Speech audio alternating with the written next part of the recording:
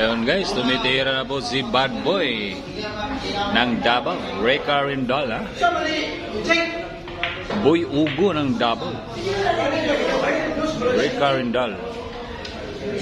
Iba na naman kalaban niya, ha? China naman kalaban niya. Kanina si Mang Tomas.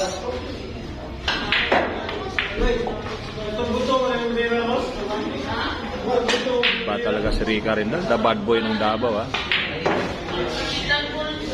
Boy Ugo ng Davao. The Bad Boy, Reka Rindal.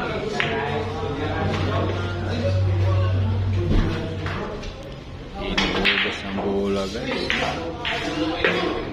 Parang natutulog lang ang aming idol. Reka Rindal, the Bad Boy. Boy Ugo ng Davao.